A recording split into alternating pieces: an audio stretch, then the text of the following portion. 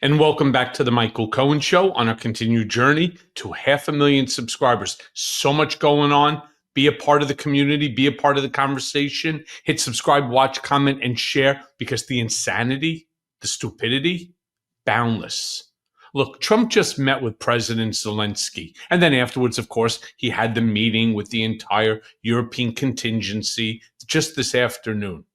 But first, the meeting with President Zelenskyy in the Oval Office. And let me be clear, while it definitively went better than Zelensky's last visit, it still wasn't a great meeting. And let me say this, as it related to that meeting afterwards, as a movie buff, two comments came straight to my mind. One was from the classic Young Frankenstein. These are the nonsensical rantings of a lunatic mind. Then, of course, from a little bit more modern, though still older movie, Billy Madison. Adam Sandler, Billy Madison. Everyone in this room is now dumber for having listened to it.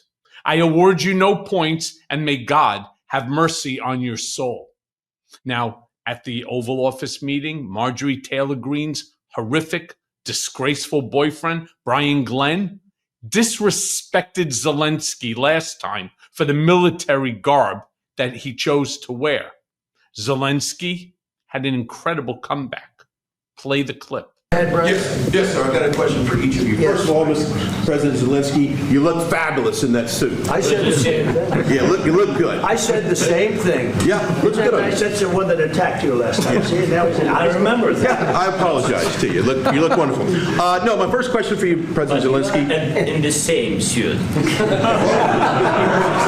see, I changed. You are not. Maybe yours is much better. Yeah. I mean, turn around and sticking it right up this idiot's ass. What an absolute moron. You're in the Oval Office right now at what could perhaps be the most important 24 hours in terms of so many different things, including Ukraine's existence. And you think that the only smart thing to come out of your mouth is to say how great he looks? What an ass. Then Fox News' Peter Doocy, he asked a heavy question. If Zelenskyy would keep sending Ukrainian troops to die or willing to redraw the maps. This war, let me be very clear, is not Zelenskyy's fault. It was not Zelenskyy's decision to engage. Play the clip. President Zelenskyy, are you prepared to keep sending Ukrainian troops to their deaths for another couple years, or are you going to agree to redraw the maps? Thank you for your question. So, first of all, we live under each day attacks. That today have been a lot of attacks and a lot of wounded people, and the child was dead, small one year and a half. So we need to stop this war, to stop Russia, and we need support American and European partners. And we will do our best for this. I think we show that we are strong people, and we supported the idea of the United States, personally of President Trump, to stop this war, to make a diplomatic way of finishing this war. And we are ready for trilateral, as President said. This is a good signal about trilateral. I think this is very good. Thank you. Mr. President. Imagine. You're basically asking them to give away all their mineral rights, to give away land after they were attacked. Peter, I actually have a lot of respect for you, but this question was so poorly worded. What you're trying to accomplish here, I don't know. He also pointed out, and I'm talking about Peter Doocy, pointed out that while Trump said that Ukraine could end the war immediately, sure, capitulate to everything Putin wants, Zelenskyy came back with a great line saying that Putin could end the war. Doocy asked him which one is true. Play the clip. Do you think it's fair? Yes, Peter, go ahead. Thank you, President Trump. So, President Zelenskyy, you say in a post on X today, Russia must end this war, which it itself started. President Trump, you say President Zelenskyy of Ukraine can end the war with Russia almost immediately if he wants to, which is it? Yeah, I think that's true. I think we're going to have a meeting. I think if everything works out well today, we'll have a trilat. And I think there will be a reasonable chance of ending the war when we do that. Yeah. Doocy then also asks which side has the better cards. Play the clip. And as you met with Putin on Friday, today you've got President Zelensky here. As you listen to Russia and Ukraine, which side has the better cards? Well, I don't want to say that. I'm just here to be. Look, this isn't my war. This is Joe Biden's war. He's the one that had a lot to do with this happening, and we want to get it ended. And we want it to end good for everybody. We want it to end good.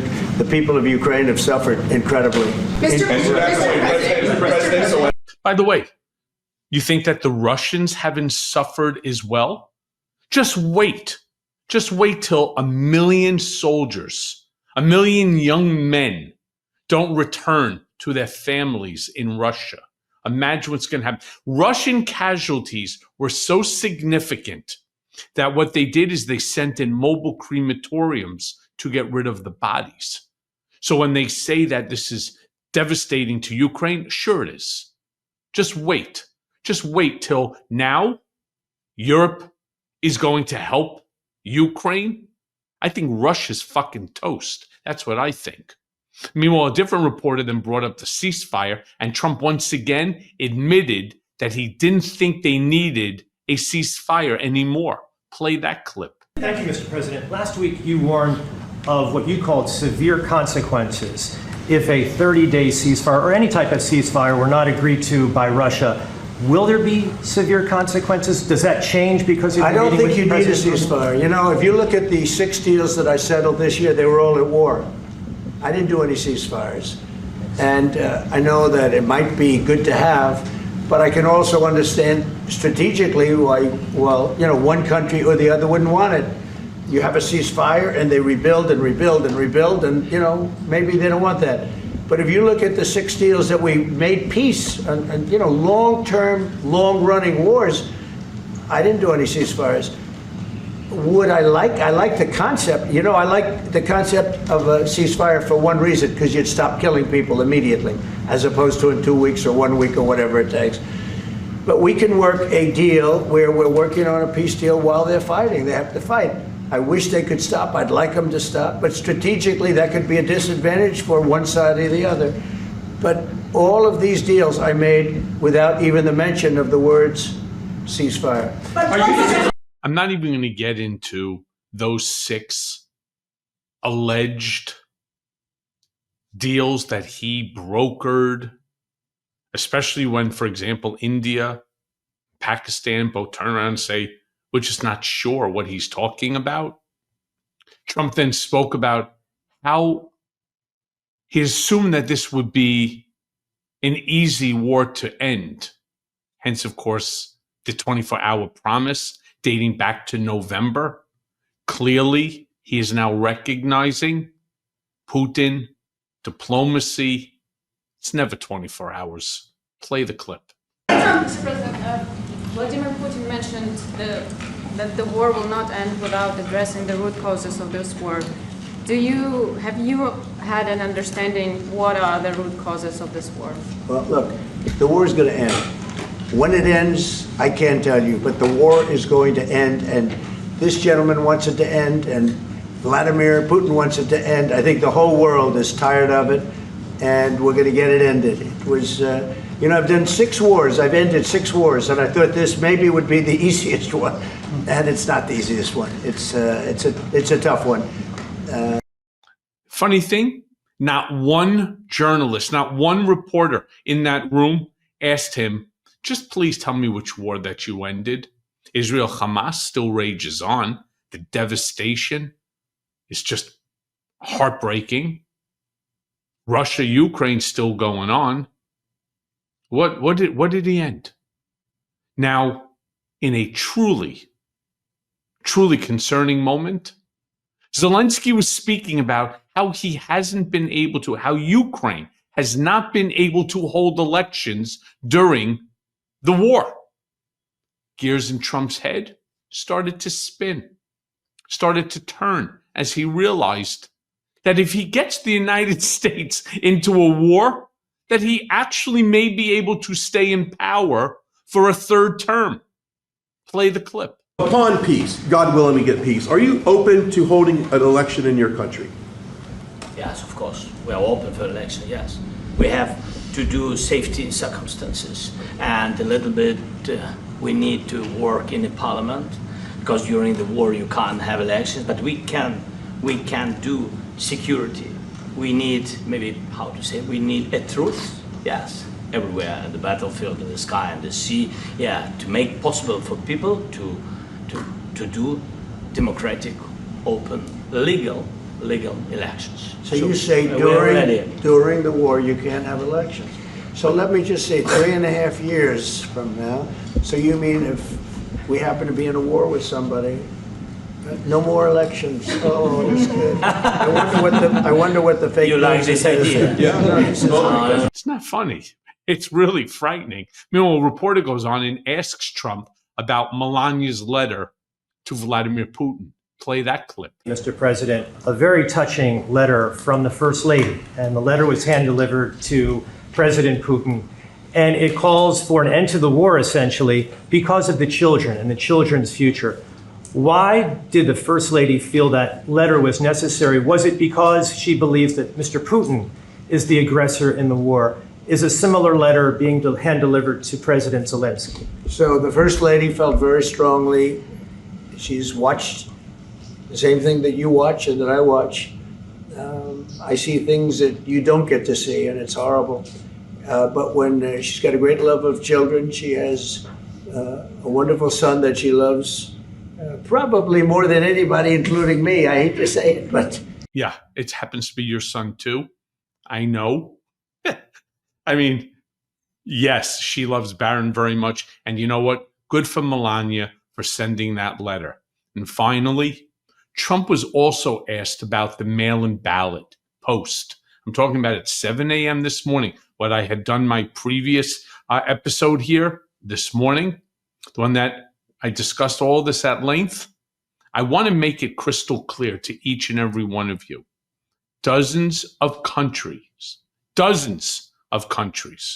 allow some form of mail-in voting.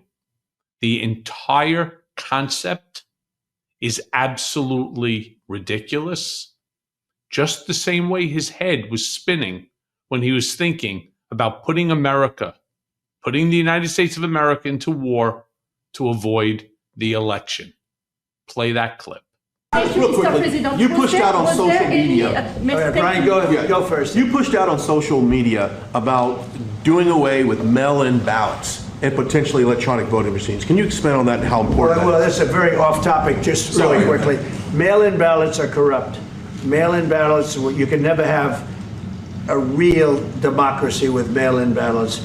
And we, as a Republican Party, are going to do everything possible that we get rid of mail-in ballots. We're going to start with an executive order that's being written right now by the best lawyers in the country. Not once, but twice. Mail-in ballots been going on for over 100 years, if not more.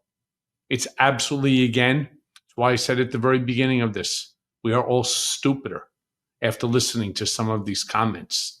And may God have mercy on all of our souls. And as always, thanks for listening. Hey everyone, first of all, thanks for watching. I mean, we're going to be posting daily episodes with reactions and talking about politics. We'll be talking about everything, in fact. So please like and subscribe. Join us on this journey.